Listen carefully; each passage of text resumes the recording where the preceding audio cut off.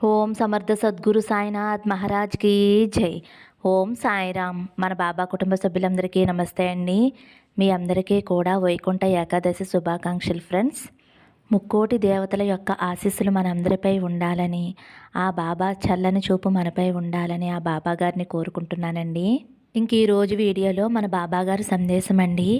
ఈరోజు మన బాబా గారైతే మన జీవితానికి సంబంధించిన ఒక శుభవార్త చెప్పాలనుకుంటున్నారు. అదేమిటో బాబాగారి మాటల్లోనే తెలుసుకుందామండి. వీడియోలోకి వెళ్ళే ముందు చిన్న రిక్వెస్ట్ ఫ్రెండ్స్, మన వీడియోస్కి అయితే ఒక చిన్న లైక్ ఇవ్వండి. అలాగే ఫస్ట్ టైం చూసేవారైతే మన బాబా భక్తి ఛానల్ని తప్పకుండా సబ్స్క్రైబ్ చేసుకోండి ఫ్రెండ్స్. ఇంకా వీడియోలోకి వెళ్ళిపోదామండి. మన బాబాగారు ఏమంటున్నారంటే, బిడ్డ, ఇక్కడ ఉన్న ఒక శివలింగాన్ని తాకమ్మా. నా ఆశీస్సులతో పాటు ముక్కోటి దేవతల యొక్క ఆశీస్సులు కూడా నీకు లభించేలా నేను చేస్తానమ్మా అని అయితే మన బాబాగారు ఒక మంచి సందేశం చెప్పబోతున్నారండి. ఫ్రెండ్స్, మీరు తమ్మునేలు చూశారు కదండి. ఒక శివలింగాన్ని అయితే మనసులో బాబాగారిని స్మరిస్తూ ఒక శివలింగాన్ని తాకండి. బాబాగారు మీ గురించి ఏం చెప్తున్నారో బాబాగారి మాటల్లోనే తెలుసుకోండి ఫ్రెండ్స్. తల్లి, 3వ నెంబరు శివలింగాన్ని తాకావు కదమ్మా. నీకు నా ఆశీస్సులతో పాటు ముక్కోటి దేవతల ఆశీస్సులు, ఆ మహాదేవుడు ఆశీస్సులు నీకు లభించాయి తల్లి. ఈరోజు నువ్వు నీ మనసుకు సంతోషం కలిగించే శుభవార్త అయితే వింటావు. నువ్వు ఎంతో కాలంగా ఎదురు చూస్తున్న వార్త నీకు చేరవేస్తాను తల్లి. ఎదురు చూస్తూ ఉండమ్మా. ఎన్నాళ్ళు ఓపికగా ఉన్నావు కదా. నీకైనా మంచి బహుమతి నీకు అందిస్తాను తల్లి. బిడ్డ, నీకు కోపం వచ్చినప్పుడల్లా ఒక మాట గుర్తుంచుకో. నువ్వు మాట్లాడేటప్పుడు ఓపికగా, జాగ్రత్తగా, ఆచితూచి మాట్లాడు తల్లి. అనవసరమైన కోపం నిన్ను కృంగదీసేస్తుంది తల్లి. ఓపికగా, సహనంగా ఉంటే జరగనే జరగదు అనుకున్న పని కూడా జరుగుతుందమ్మా. మనసు దృఢంగా లేకపోతే జరగవలసింది జరగకుండా పోతుంది తల్లి. సమస్య వచ్చినప్పుడు పరిష్కారం ఎతకాలి కదా. అసలు సమస్య ఏమిటి అని విశ్లేషిస్తే పరిష్కారం తప్పకుండా దొరుకుతుంది బిడ్డ. సమస్య అనేది నిన్ను ఆలోచించకుండా చేస్తుంది, కానీ దానిని జయించి నిదానంగా ఉంటే తీరు అనేది దొరుకుతుంది బిడ్డ. ఏది చేసినా ఆలోచించి చేస్తే మంచిదమ్మా. ఈ లోకంలో కొరతలేని జీవితం అంటూ ఎవరికీ లేదు బిడ్డ. కొరతలేని మనిషే లేడు. ప్రతిరోజు కూడా సంతోషంగానే ఉండగలరా చెప్పు తల్లి. కాబట్టి ఈ లోకంలో ఎలా ఉండాలో అలా మెలగాలి బిడ్డ. కొన్ని సమయాలలో కష్టం, మరికొన్ని సమయాలలో ఆనందం వచ్చేదే జీవితం నాయనా. అనుభవిస్తున్న సుఖానికి, ఆనందానికి భగవంతుడికి కృతజ్ఞతలు చెప్పు బిడ్డ.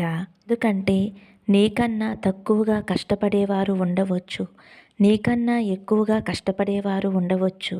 వారి కష్టాన్ని చూసి భగవంతుడు నన్ను ఒక మంచి స్థాయిలో ఉంచాడు అని ఆనందపడు తల్లి.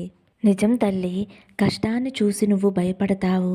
జీవితంలో కష్టమే లేకపోతే పోరాడే గుణం నీకు రాదు కదా. ఇతరులు నిన్ను హేళన చేసినా, అవమానాలు చేసినా ఎందుకు దిగులు పడతావమ్మా? నాతో నా బాబా ఉన్నాడు అని గర్వంగా, ధైర్యంగా వాళ్ళ ముందు తిరుగు తల్లి. ఎగతాళి చేసేవారు చేస్తూనే ఉంటారు, ఎందుకంటే వారి మనస్తత్వం అంత మంచిది కాదు కాబట్టి. కానీ నేను వాళ్ళని ఏమీ చేయలేకపోతున్నానే అని అనుకుంటున్నావు. నువ్వు ఏమీ చేయవలసిన అవసరం లేదమ్మా. కాలమే వారికి సరైన సమాధానం చెబుతుంది. నమ్మకంతో నా సాయి నా వెనక ఉన్నాడు అని నువ్వు నీ ప్రయత్నం చెయ్యి. నీ ప్రయత్నంతో వారిని ఓడించు బిడ్డ. నిన్ను హేళన చేసిన వారే నిన్ను అభినందించి గౌరవించే అంత ఎత్తులో ఉండు తల్లి. 1-2 విషయాలు చెబుతాను, గుర్తుంచుకో బిడ్డ. నిన్ను విమర్శించే వారి దగ్గర మౌనంగా ఉండు. నిన్ను గౌరవించే వారి దగ్గర ఒదిగి ఉండు. కానీ నిన్ను ప్రేమించే వారి దగ్గర అభిమానంగా ఉండు తల్లి. ఇలా చేస్తే అందరూ నీ వశమవుతారు. ఇవి పాటించావు అంటే నీకు కావలసింది, నువ్వు కోరుకున్నవి అన్నీ కూడా నీ వశమవుతాయి తల్లి.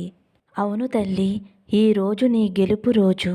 కొందరి జీవితాలలో అన్నీ ఉంటాయి, కానీ వారికి సంతానం ఉండదు. అలాంటి వారికి ఎంత బాధగా ఉంటుందో తెలుసా? సంపద ఉంటుంది, తినడానికి ఎన్నో రకరకాల పదార్థాలు ఉంటాయి, కానీ వారికి ఆరోగ్యం ఉండదు. అలా కాకుండా నీకు అన్నీ ఇచ్చాను కదమ్మా. నన్ను నమ్మిన వారు జీవితంలో మోసపోవటం అనేదే లేదు తల్లి. ఒక్క విషయం గుర్తుంచుకో అమ్మా, ఏ దేవుడు కూడా దండించడు. భగవంతుడు దండన అనేదే ఇవ్వడు బిడ్డ. అలా ఇస్తే దానికి బదులుగా పలు రకాల ఆనందం, సంతోషం, వైభోగం, అంతులేని ఆనందం ఇవి మాత్రమే ఇస్తాడు తల్లి. ఎందుకంటే ఈ లోకాన్ని కావలి కాసేది భగవంతుడే కదమ్మా. నిన్ను నా బిడ్డగా చూసే నీ బాబా తండ్రి నీకు చేయకుండా ఉంటాడా చెప్పు తల్లి. ఆలస్యం కావచ్చు, కానీ నీకు కావలసింది తప్పకుండా నీకు ఇస్తాను. నీకు ఇవ్వవలసింది ఏ సమయంలో ఇవ్వాలో నాకు తెలుసమ్మా. నీకు అంతా మంచే జరుగుతుందమ్మా. నేను నీతో ఉన్నాను అనే నమ్మకాన్ని నువ్వు బలపరుచుకో తల్లి. నన్ను ఆశీర్వదించటానికి, సహాయం చేయటానికి తప్పకుండా ఎప్పుడూ నీతోనే ఉంటానమ్మా. నీతిగా జీవిస్తున్నావు కదమ్మా. ఈ లోకంలో నిజాయితీగా ఉంటే కష్టాలు వస్తూనే ఉంటాయి తల్లి. కష్టం వచ్చిందని నీ మార్గాన్ని మార్చుకోవద్దు. నీ మార్గంలోనే వెళ్ళు తల్లి. నీకైన లక్ష్యాన్ని నువ్వు దృష్టిలో పెట్టుకో. తప్పకుండా నీ లక్ష్యాన్ని చేరుకుంటావు తల్లి. నేను చెప్పేది జాగ్రత్తగా విను. సరైన సమయంలో నేను నీకు ఈ మాటలు అందిస్తున్నానమ్మా. నీ లక్ష్యానికి గురిపెట్టి విజయం పొందు. తప్పకుండా నా అనుగ్రహ బలంతో విజయం నిన్ను వరిస్తుంది తల్లి. నా మీద నమ్మకంతోటి సంతోషంగా ఆనందంగా ఉండు బిడ్డ. నీకు అంతా మంచే జరుగుతుంది అని మన బాబా గారు 3వ నెంబర్ శివలింగాన్ని తాకిన వారి గురించి ఇలా చెప్తున్నారండి. ఇప్పుడు 6వ నెంబర్ శివలింగం అండి. ఈ శివలింగాన్ని తాకిన నా బిడ్డ ఎవరైతే ఉన్నారో, తల్లి ఎప్పుడూ ఎందుకమ్మా ఏదో ఒకటి ఆలోచిస్తూ ఉంటున్నావు, ఎప్పుడూ బాధపడుతూనే ఉంటున్నావు, బరువెక్కిన గుండెలతో పని చేసుకుంటూనే ఉంటున్నావు. కానీ నీ మనసులో ఉన్న వేదన వినేవారు ఎవరూ లేరు అని ఎక్కువగా ఆలోచిస్తున్నావమ్మా. కడుపున పుట్టిన బిడ్డలు కూడా పట్టించుకోవటం లేదు. వాళ్ళ స్వార్థం కోసం వాళ్ళు ఆలోచిస్తున్నారు అని నువ్వు ఎక్కువగా బాధపడుతూ ఉంటున్నావమ్మా. ఒక విషయం తెలుసుకో తల్లి. ప్రతిసారి కూడా నువ్వు నన్ను అడుగుతూనే ఉన్నావు కదా, బాబా నా బిడ్డల కోసం నేను ఎన్ని చేశాను, నా భర్త కోసం నేను ఎన్ని చేశాను, లేదంటే నా భార్య కోసం నేను ఎన్ని చేశాను, అయినా కూడా నన్ను ఎవరూ అర్థం చేసుకోవటం లేదు. మనసుకు ఎందుకు ఎంత కష్టం పెడుతున్నావు అని ప్రతిరోజు కూడా ప్రశ్నించుకుంటూనే ఉంటున్నావు తల్లి. అంతేకాకుండా నీకున్న బాధలన్నీ కూడా నాతో చెబుతూనే ఉంటున్నావు. బాబా ప్రతిరోజు నీతో చెబుతూనే ఉన్నాను కదా, నా బాధలన్నీ తీరే రోజు ఎప్పుడు వస్తుంది బాబా అని నన్ను అడుగుతూనే ఉన్నావు కదమ్మా. విషయం తెలుసుకో తల్లి. ఈ రోజుల్లో ఎవరికి వారే స్వార్థపరులమ్మా. నీ బిడ్డలు కేవలం వారికి కావలసిన దానికోసం మాత్రమే ఆలోచిస్తూ ఉంటున్నారు. మనస్తత్వాన్ని తగ్గట్టుగా వారు ఉంటూ ఉంటారు. నీ గురించి ఆలోచించేవారు ఎవరూ ఉండరమ్మా. అందరూ కూడా స్వార్థపరులే తల్లి. అలా కాకుండా నువ్వు నీ గురించి ఆలోచించుకోకుండా నీ చుట్టూ ఉన్న స్వార్థపరుల కోసం ఎందుకమ్మా ఇంతలా కృంగిపోతున్నావు? ఈ క్షణం నుండి నీ కోసం నువ్వు ఆలోచించుకో తల్లి. అప్పుడు అందరూ కూడా నీ గురించి ఆలోచించడం మొదలు పెడతారు. కేవలం నీ పనులు నువ్వు చేసుకుంటూ ఉంటూ వారికి అవసరమైనప్పుడు సహాయం చేసి నీ భవిష్యత్తుపై శ్రద్ధ పెట్టుకో అమ్మా. నీ గురించి పట్టించుకోని వారి గురించి ఇకనైనా ఆలోచించటం మానేసి నా జీవితం మారే రోజు ఎప్పుడు వస్తుంది తండ్రి అని అడుగుతున్నావు కదమ్మా. గురించి నువ్వు చేసే పనుల మీద ఆలోచించి శ్రద్ధ పెట్టుకుని వైపు నువ్వు అనుకూలంగా ప్రవర్తించుకుంటూ ఏదైనా ఒక లక్ష్యాన్ని నీ జీవితానికి ఏర్పాటు చేసుకుని ఆ లక్ష్యం కోసం ముందడుగు వేసినప్పుడు, అందులో విజయం సాధించినప్పుడు ఎవరైతే నిన్ను నిర్లక్ష్యం చేశారో, ఎవరైతే నిన్ను అవమానించారో వారందరూ కూడా ఏదో ఒక రోజును నీ విలువను గుర్తిస్తారు తల్లి. నీ విలువ వారు గుర్తించవలసిన అవసరం లేదు తల్లి.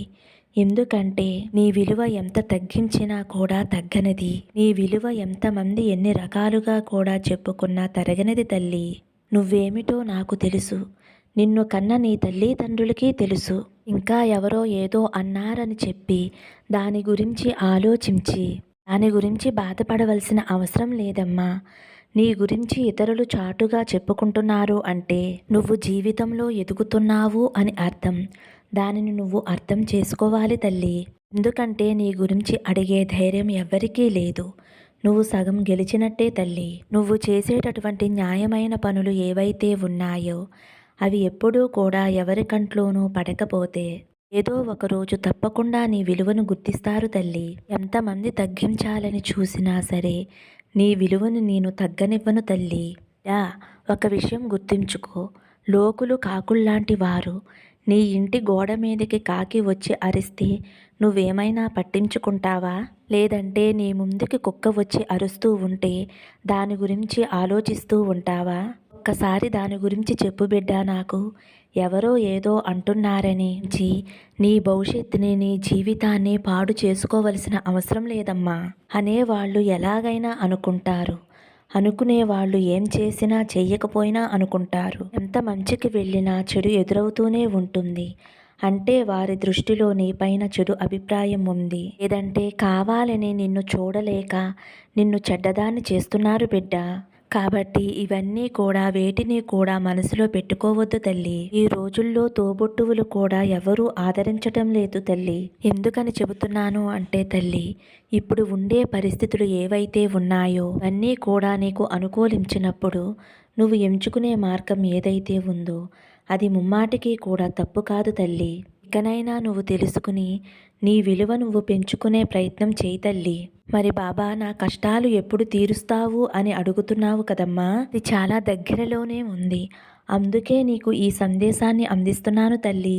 నువ్వు శ్రద్ధ సబూరితో ఉంటూ నీ పనులు నువ్వు చేసుకుంటూ ఉంటూ మనసు ప్రశాంతంగా ఉంచుకుంటూ నీ ఆరోగ్యంపై దృష్టి పెట్టుకుంటూ నువ్వు సాధించాలి అనుకున్న లక్ష్యం వైపు అడుగు ముందుకు వేస్తూ ఉంటూ ఇలా చేస్తే నువ్వు కోరుకునే విజయం ఏదైతే ఉందో తప్పకుండా త్వరలోనే అది నిన్ను చేరుతుంది తల్లి. నువ్వు ఎవరి మాటలు కూడా పట్టించుకోవద్దు. ఎవరి గురించి కూడా ఆలోచించవద్దు. ఎవరు చెప్పే మాటలు కూడా వినవద్దమ్మా. ఎవరు చెప్పే మాటలు కూడా నమ్మవద్దు. నీ సాయి తండ్రి చెప్పే మాటలు మాత్రమే విను. వాటినే పాటించు. వాటినే గుర్తుంచుకో తల్లి. కడుపులో ఉండే ఆవేదనంతా తీసేసి నీ మనసుకి సంతోషం ఆనందం కలిగేలా నేను చేస్తానమ్మా. ఒంటరిగా కూర్చుని ఏడుస్తున్నావు కదమ్మా. ఒక్కసారి ఏడ్చేసి నీ గుండెల్లో ఉన్న బాధనంతా కూడా బయటికి పంపించేసే తల్లి. ఎందుకంటే ఆ ఏడుపు అనేది ఉండకూడదమ్మా. ఈ ప్రయత్నాన్ని నువ్వు మొదలుపెట్టు తల్లి. ఈ జీవితాన్ని నీకు ఇచ్చింది అమూల్యంగా మార్చుకుంటావని. అంతేకాని పిచ్చి పిచ్చి ఆలోచనలతోటి జీవితాన్ని పాడు చేసుకోవద్దు తల్లి.